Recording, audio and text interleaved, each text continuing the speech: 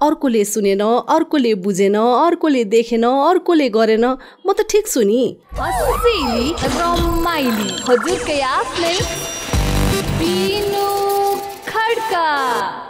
आज म यहाँलाई एउटा असाध्यै प्यारो श्रीमान श्रीमतीको कथा सुनाउँछु।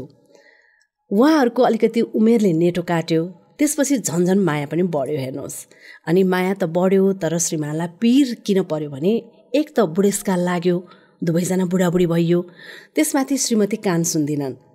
अब पीर पर्यो अनि श्रीमान चाहिँ डक्टरकोमा गएछन् र गएर डक्टरलाई सबै आफ्नो बेली विस्तार सुनाएछन्। श्रीमतीले कान नसुन्ने सम्पूर्ण विवरण सुनाएछन्। हेर्नुहोस्, अनि डक्टरले के भनेछन् भने त्यस्तो हो भने आमालाई यहाँ ल्याउनुहोस् न त बा, यहाँ ल्याउनुहोस् होइन, आमालाई हेरौँ, आमाको कान जाँचौँ, अब कति नसुन्या हो, कस्तो नसुन्या हो, उहाँलाई कस्तो किसिमको उपचार गर्ने हेर्नु त पर्यो नि त बा, तपाईँ किन एक्लै आउनु भएको भनेर भन्दा के भनेछन् रे भने बाले चाहिँ होइन, म उनलाई चाहिँ तिमी कान सुन्दिनौ भन्न म सक्दिनँ, उनी रिसाउँछिन्, झर्किन्छिन्, उनलाई फेरि आफू एकदमै जवान छु भन्ने छ होइन, बुढेसकाल लाग्यो भने जस्तो फेरि मैले उनलाई त्यो भनेको जस्तो हुन्छ, त्यसकारण उनको म चित्त दुखाउन पनि चाहन्न, उनलाई चाहिँ रिस उठाउन पनि चाहन्न, त्यही भएर म एक्लै आएको डाक्टर साहब, जसरी हुन्छ तपाईँले चाहिँ औषधि दिनुहोस् भने रे।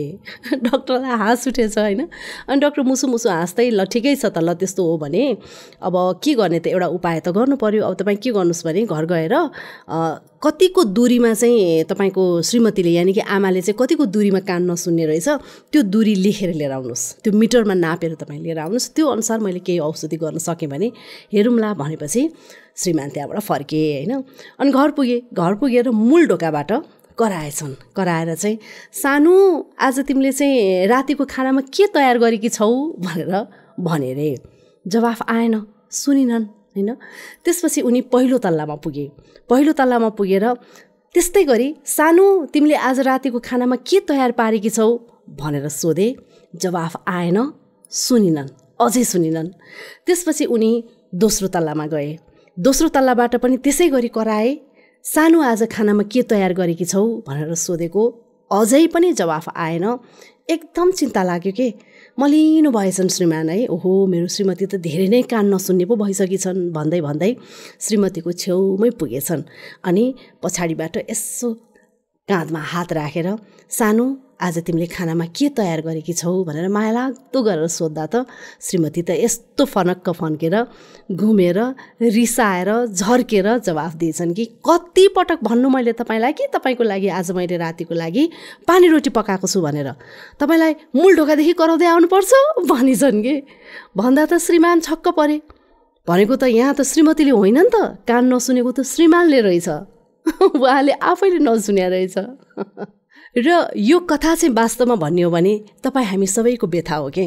हामीलाई पनि त्यस्तै लाग्छ, अर्कोले सुनेन, अर्कोले बुझेन, अर्कोले देखेन, अर्कोले गरेन, म त ठिक छु नि, म त एकदम ठिक छु। हामीलाई जहिले त्यस्तै लाग्छ।